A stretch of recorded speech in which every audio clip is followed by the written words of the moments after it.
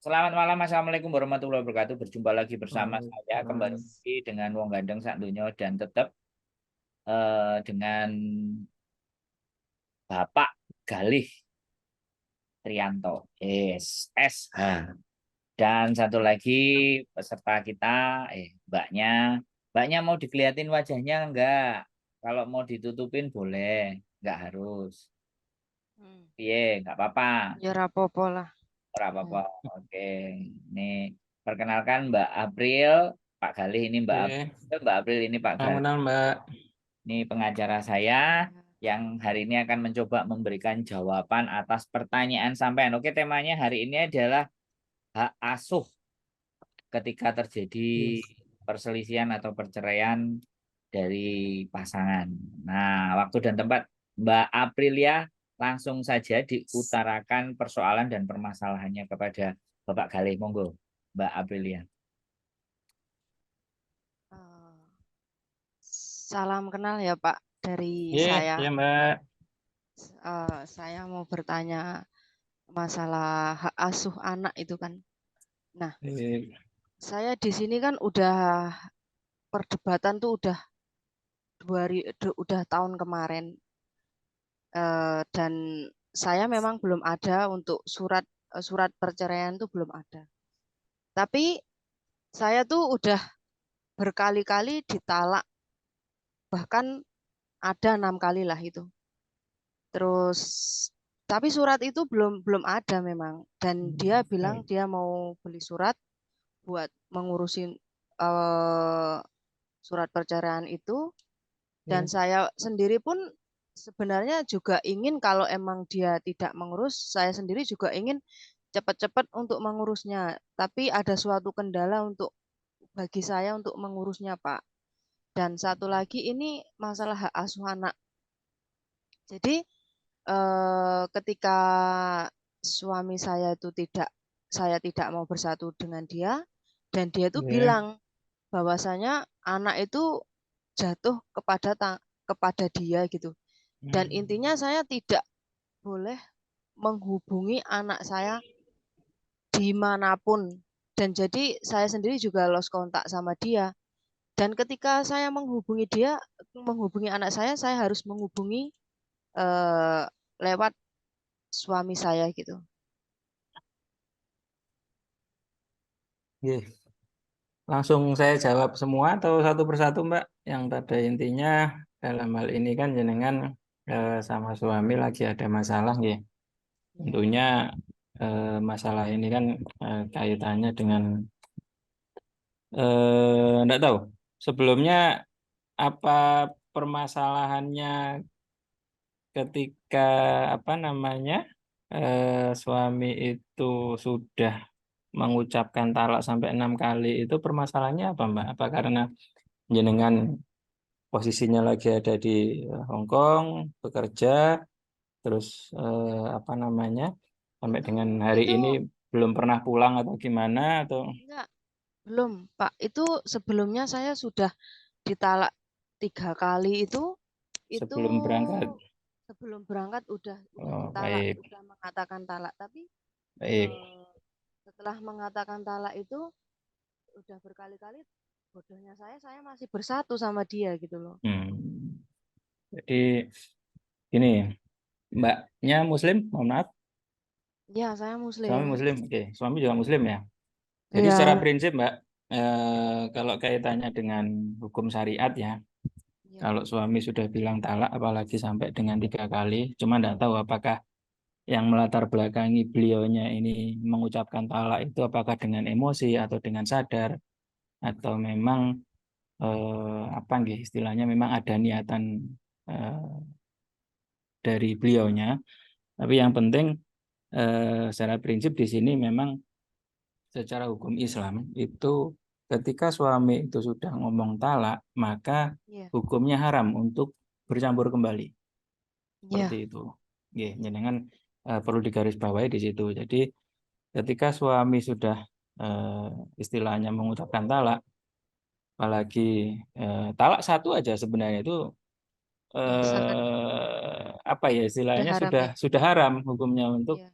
dia bersatu kembali kecuali nanti dia mengucapkan ikrar lagi, katakanlah mencabut itu kan. Tapi kalau sudah dalam 3 kali ini justru malah arahnya nanti harus segera diurus untuk akte cerainya kan seperti itu. Ya, Nah, iya, itu Pak. yang pertama. Terus yang kedua, kenapa suami nggak mau ngurus, Mbak? Apa terkendala Karena di biaya atau terkendala di dokumen atau terkendala mungkin eh, yang gini, Pak, memang disampaikan ya? saya sendiri kan ingin dia bilang dia mau mengurus gitu.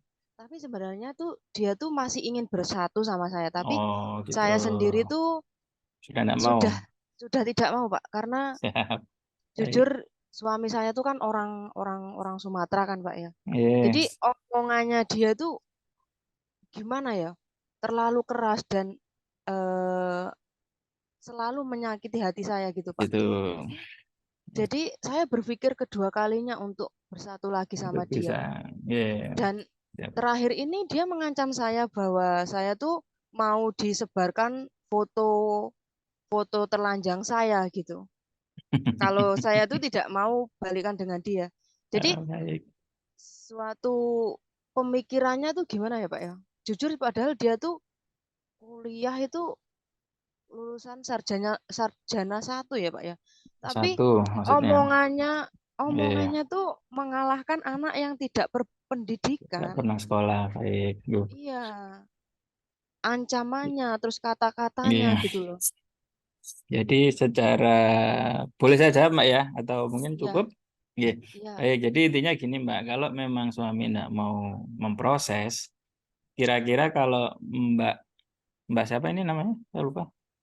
Ini ya? Pak Aprilia. Afril, Mbak April. Iya, Mbak Iya. April. Yang menjadi kendala apa Mbak? Kalau misalkan nantinya Mbak yang mengajukan proses ini. Mas Andro itu tahu cerita saya dari awal saya di Hong Kong. Oh, gitu.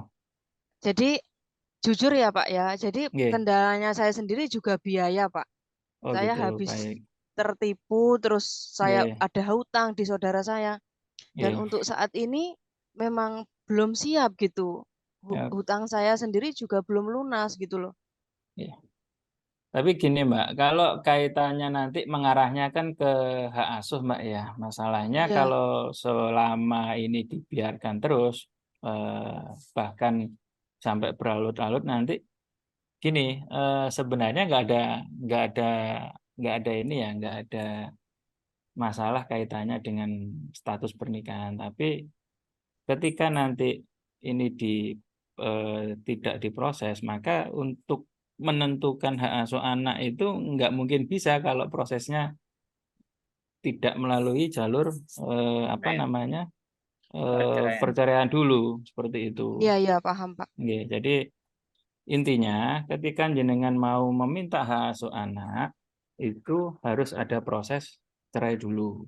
Iya, Yang mana nanti cerai itu diputus sekaligus minta kan gitu kepada pengadilan agama supaya menentukan siapa yang paling berhak dan memang layak untuk dijadikan orang tua seperti itu iya, si anak apakah ikut ayahnya atau ikut si ibu kan seperti itu.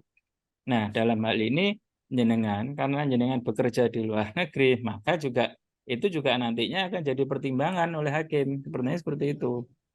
Nah apalagi maaf anak perempuan laki-laki umur anak perempuan umur 4 tahun sekarang. 4 tahun. Baru satu, dua, tiga, Baru atau satu, oh, baru satu, satu. Oh, satu. perempuan gitu. Baik, Ya, jadi begini Mbak, secara hukum Islam, kompilasi hukum Islam khususnya di pasal 105 itu ketika orang tuanya bercerai, maka ketika anak itu belum umur 12 tahun, maka hak asuh mutlak ikut ke ibu. iya, Halo? Jadi nggak usah khawatir Mbak nantinya. Jadi iya. makanya tapi harus diproses dulu kan seperti itu supaya Jadi nggih, supaya nanti hak ini asuh anaknya itu jatuh ke jenengan karena memang belum berumur 12 tahun karena sesuai ketentuan ketentuan aturan di Indonesia Itu khususnya di kompilasi hukum Islam pasal 105 itu hak asuh anak ketika dia belum berumur 12 tahun maka mutlak ikut ibu. Nah, kalau ibu di sini dalam artian jenengan posisinya ada di Hong Kong, maka nanti jenengan bisa menunjuk, mungkin menunjuk neneknya atau tantenya Iya, atau budenya kan seperti itu. iya. Monggo kan seperti itu. Dan itu bisa dimintakan pengawasan dalam artian begini. Ketika sudah maaf, kalau memang nanti ada unsur katakanlah ada ancaman, terus ada istilahnya ancaman yang mengarahnya ke tindak pidana, misalkan tadi itu menyebarkan gambar atau video yang intinya terkait pornografi dan lain sebagainya, maka ya sekaligus minta bahwa si orang tua ini tidak boleh bertemu lagi dengan si anak kan seperti itu. Kalau memang attitude-nya atau secara apa ya istilahnya itu si bapak ini sudah ada unsur memang terbukti dia melakukan tindak pidana dalam hal ini kaitannya dengan proses perceraian, kaitannya dengan hak asuh anak, maka nanti akan bisa dibatasi Mbak si ayah ini untuk bisa bertemu dengan anak seperti itu. Jadi, Eh, tapi kita bisa menuntut hak. Bisa. Iya, ya. Bahkan untuk menuntut nafkah si ayah sampai dengan anak dewasa itu bisa. Kalau jenengan nanti proses seperti itu ada aturannya. Di kompilasi hukum Islam itu bahwa ketika jenengan nanti berproses pisah, itu kewajiban ayah untuk tetap menafkahi anak itu masih melekat sampai dia dewasa atau si anak sudah menikah, seperti itu. Dewasa dalam hal ini dia sudah berumur 21 atau umur 19 ya kalau nggak salah sekarang, seperti itu. Iya. Oke, bentar.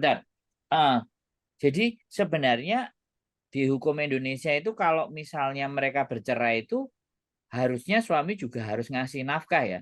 Kalau tidak, Wajib, kalau di sebenarnya ada kewajiban, Mas. Jadi si suami meskipun dia sudah pisah, itu ada namanya ada 4 kalau tidak salah. Nafkah itu ada nafkah masa idah, ada sebentar. Kalau pengen detailnya saya bukain. oh share screen apa? Benar, iya. Share screen ya, share screen Iya, nah. multiple. Oke, sampean sudah bisa Pak kalau mau share screen. Ya, Coba dicek share screen-nya biar keren. bentar.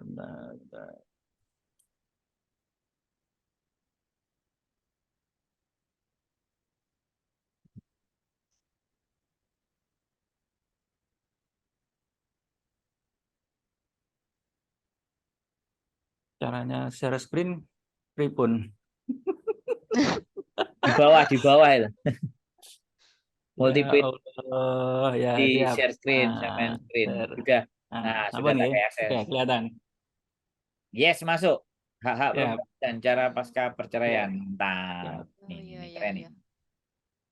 Jadi ya kaitannya dengan hak perempuan atau dalam hal ini adalah ibu dan anak setelah perceraian itu ada di Undang-Undang Nomor 1 Tahun 74 tentang perkawinan, terus Undang-Undang Nomor 16 tahun 2019 sama Peraturan Mahkamah Agung Nomor 3 2017 Surat Edaran bla bla bla bla ini sampai dengan kompilasi hukum Islam gitu. Yang pertama adalah nafkah idah. Jadi nafkah dalam hal ini kaitannya dengan masa tunggu. Terus nafkah madliyah kaitannya dengan masa yang memang apa ya sepanjang suami sebelum sampai dengan proses perceraian itu belum pernah menafkahi panjenengan, Mbak April. Terus yang Iya. ketiga adalah mut'ah, sama yang keempat ini kaitannya dengan anak, seperti itu. Iya. Jadi anak ini wajib dibiayai sampai dia dewasa atau dia sudah menikah. Sebelum menikah sih maaf. Sama yang terakhir adalah ketika pada saat dulu menikah ada mahar yang terutang itu wajib dilunasi, ditunaikan seperti itu, Mbak. Jadi ini sebenarnya yang poin 1 sampai 5 ini ketika jenengan mengajukan proses itu ketika ini dimintakan maka nanti akan diputus sama si hakim. Nah, kaitannya berapa besarannya itu tergantung. Jadi tergantung dengan kondisi sebenarnya. Jikalau si suami ini kondisinya bekerja, terus dia istilahnya apa ya, secara penghasilan itu mampu di atas rata-rata apa ya istilahnya penghasilan yang ada di wilayah itu, ya maka nanti jenengan bisa nuntut nominalnya berapa kan seperti itu. Misalkan gajinya sebulan 5 juta di atas UMR, atau maka ketika jenengan katakanlah minta separohnya gitu monggo seperti itu untuk poin-poin 1 sampai dengan poin 4 seperti itu Mbak April. Tapi ketika suami ini juga dalam kondisi katakanlah dia tidak bekerja, apa namanya,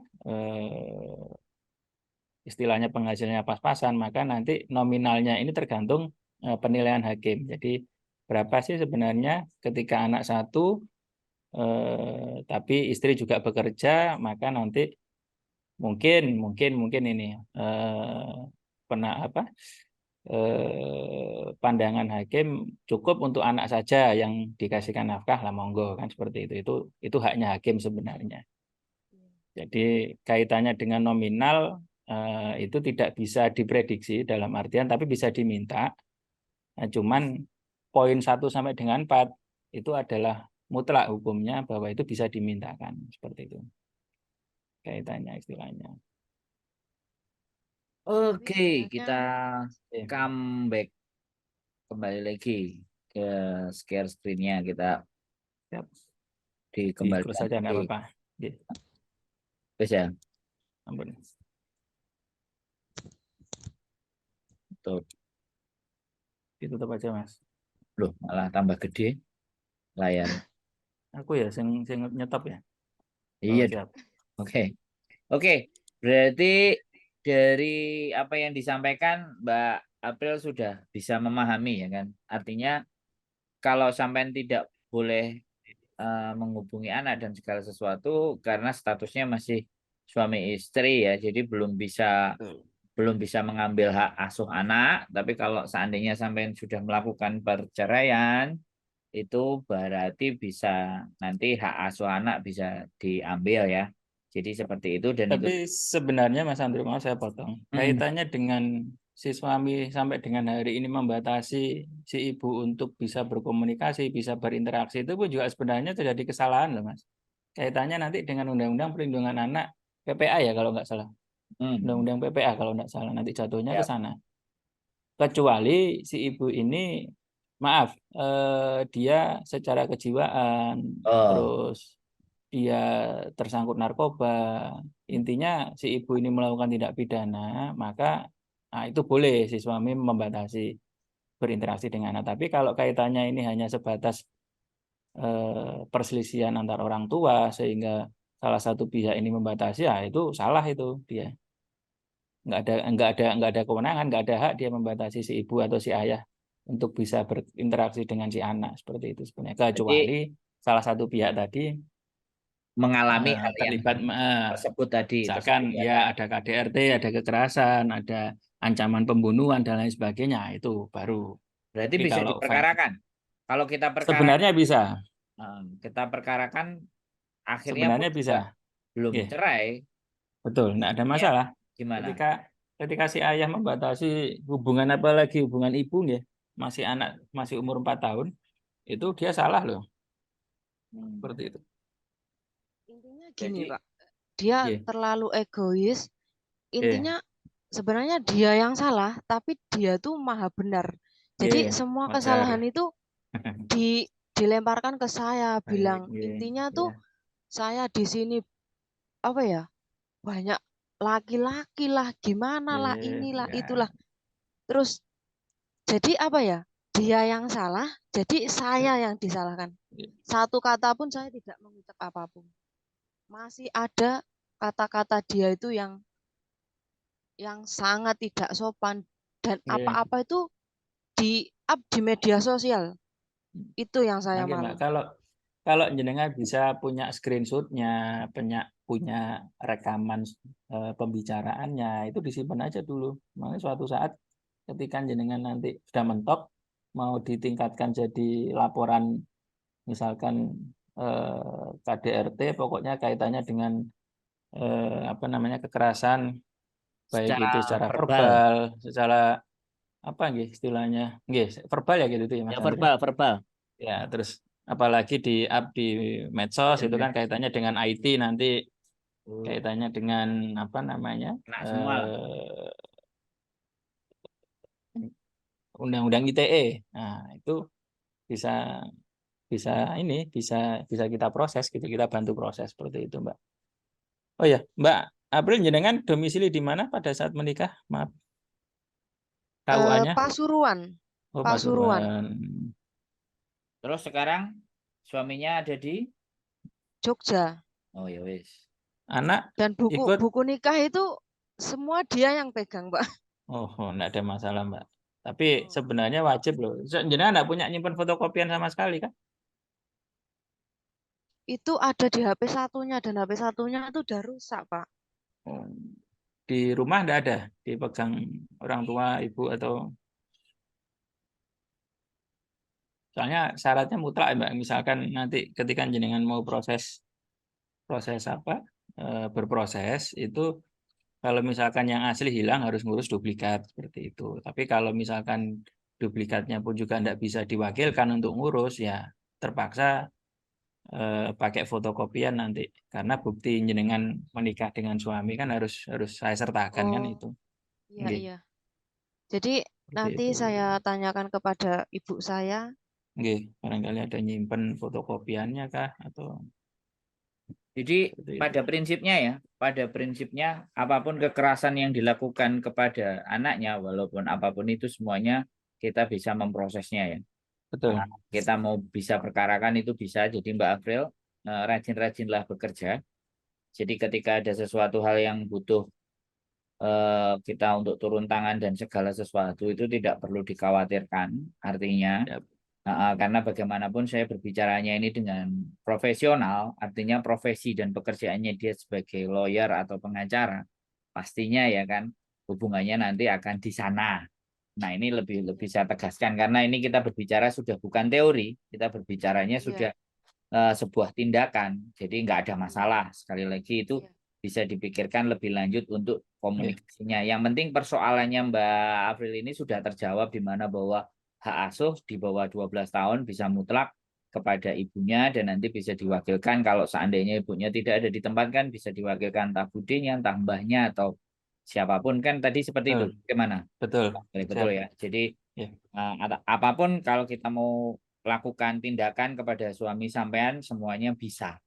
Tetapi alangkah bijaknya kan bukan begitu Pak Galih kalau ya, sesuatu itu dibicarakan secara kekeluargaan yang baik dulu. betul. Tapi memang kalau nggak bisa dan menurut sampean itu sudah melampaui batas atau berlebihan, nah hukumlah yang akan bertindak. Jadi bukan Jadi iya. nanti saya ulangi kembali Mas Andro, Mbak April. ya, Pada saat siapa yang berinisiatif untuk melakukan proses perceraian, misalkan masing-masing pihak ini bisa katakanlah diundang itu hadir, kalau jenengan pastinya nanti saya wakili kan seperti itu karena tidak mungkin jenengan pulang ke Indonesia. Tapi kalaupun pulang ya nggak ada masalah. Cuman kalau misalkan si suami hadir, maka ya tetap yang pertama kali dilakukan hakim adalah proses mediasi seperti yang disampaikan Mas Andri tadi. Angka baiknya kalau proses ini diselesaikan secara kekeluargaan. Tapi kalaupun nanti mediasi deadlock istilahnya tidak ada jalan keluar, maka hakim akan melanjutkan proses ini seperti itu.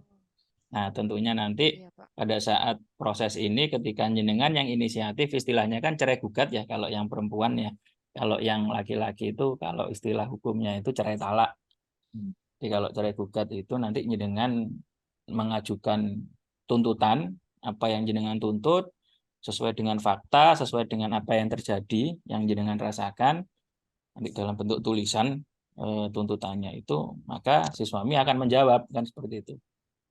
Mana yang benar, mana yang memang nyata-nyata itu dia lakukan dan dia mengakui atau sebaliknya jenengan juga pernah melakukan, tapi jenengan juga mengakui, jadi saling apa ya, jawab menjawab lah istilahnya itu kalau dalam proses cerai gugat. Itu yang pertama. Terus yang kedua kaitannya dengan itu tadi tuntutan, misalkan ada nuntut hak asuh, terus habis itu nuntut nafkah. Setelah itu kalau misalkan ada harta bersama yang diperoleh sejak jenengan menikah dengan suami dan itu akan mau dibagi dua, nah, itu monggo juga disertakan, tidak apa-apa. Jadi sekaligus dimintakan di situ, misalkan punya tanah, punya rumah, atau punya tabungan yang notabene tabungan itu ditabung sejak setelah menikah, nah, seperti itu. Nah, itu statusnya adalah status milik bersama. Jadi nanti haknya suami 50, haknya jenengan 50%, seperti itu. Begitu juga dengan tanah. Misalkan kalau tanah itu bisa dinilai dengan angka, dengan rupiah, maka berapa nilainya, maka itu wajib dibagi dua. Seperti itu. Jadi kaitannya dengan harta gonogini misalkan, kan seperti itu. Nah, istilahnya harta gonogini itu harta yang diperoleh selama menikah. Jadi setelah menikah sampai dengan nanti diputus bercerai, itu harta yang diperoleh, entah itu yang jenengan peroleh atau yang suami peroleh, maka itu statusnya adalah harta bersama. Ya, Pak. Seperti itu. Oke. Timing Oke. menunjukkan kurang 10 menit lagi. Mbak Afril, kira-kira ada yang mau disampaikan? Eh, Ada yang kurang takut jelas, tapi enggak ya apa-apa. jelas, tapi maksudnya gini, andai kan kalau saya mau ngurusnya di sini tuh kira-kira berapa ya, Pak? Oh, itu Eh, ini tolong ini nggak usah kita lanjutkan karena ini perkaranya biaya. Kalau berbicara nanti Iya. Mbak Afril tak kasih nomornya, Jadi gini silakan Mbak, mohon sendiri. maaf sebelumnya, karena profesi saya itu tidak boleh mengiklan, itu Iya, iya. saya kena undang-undang advokat nanti kalau saya iklan, atau Iya, saya maaf ya, Pak. menyampaikan berapa biaya, nggak apa-apa, off the record aja, nanti setelah ini Ya, aja nggak apa-apa, nanti kalau misalkan ingin lanjut. lebih lanjut kaitannya dengan berapa sih, apa aja yang perlu di prepare, yaitu tadi yang penting identitas Indonesia Mbak, jadi mulai dari KTP, KK, surat nikah, udah itu cukup. Bagi saya itu cukup. Nanti ketika jenengan menyerahkan atau menguasakan saya, tentunya saya akan bikin surat kuasa lah. Bikin surat kuasa itu harus saya kirim ke Hong Kong untuk mengetahui KJRI setempat, seperti itu. Ini posisinya di Oke, Makau. oke, siap. Tapi Makau nanti KJRI-nya tetap di Hongkong. Jadi Siap. kajian kita sebenarnya tadi hak asuh anak. Kalau sudah Siap. meningkat ke arah yang seperti itu, nah, sebaiknya Ya, nanti dibicarakan secara pribadi. Mbak Afril siap. saya kasih nomornya, puas sepuasnya silahkan ngobrol dan ngobrol juga sama Bapak Galih bagaimana seperti apanya. Yang jelas Siap. pemahaman kita buat teman-teman bahwa sebenarnya hak asuh, kemudian kewajiban suami untuk menghidupi dan segala sesuatu, kalau juga ada kekerasan yang macam-macam tadi sudah dijelaskan di atas oleh Bapak Galih, bagaimana kita menyikapinya dan memperkarakannya dan seperti apanya, karena itu pastinya sudah menginjak ke arah teknis ya, kembali lagi sudah sedangkan di sini kita membahas tentang bagaimana dan seperti apa pembelajaran, tapi kalau sudah mengarah nanti ke teknis langsung saja dihubunginya Bapak Galih. Mbak April, saya rasa seperti itu. Apakah sudah cukup pertanyaan-pertanyaan yang bisa dijawab karena Ada lagi yang mau kita disampaikan punya kaitannya waktu dengan yang ya. nggak banyak. Monggo, ada 1 menit atau 2 menit yang mau saya sampaikan sebelum kita tutup. Sudah, Pak, sudah. Didekatkan mikrofonnya, didekatin Mbak. Udah. Jadi dari sini saya sendiri sudah mendengarkan langsung dari pengacaranya. Saya sendiri sudah begitu jelas dengan prosedur apa yang harus saya lakukan gitu. Jadi nggak perlu khawatir ya, curhatannya akan kita bisa lanjutkan. Maksudnya sampean curhat itu buat saya bukan tidak ada solusi. Selalu saya akan ada solusi, tapi itu semuanya saya kembalikan kepada sampean bagaimana, dan sebaiknya memang sampean harus kuat di sana berjuang dan semuanya. Nanti biar backup yang lain-lainnya itu kita support gitu loh di belakang. Jadi fokusnya sampean bagaimana memperbaiki kondisi dan keadaan. Saya rasa seperti itu. Terima Ya. kasih Mbak Afril dan Bapak Galih. Selanjutnya nanti kita mau bahas by phone. Boleh nanti Siap. langsung saya berikan ya Bapak Galih. Mohon izin untuk Iya, memberikan monggo nomornya ke silakan. Mbak Afril dan silakan dihubungi secara langsung bagaimana dan seperti adanya.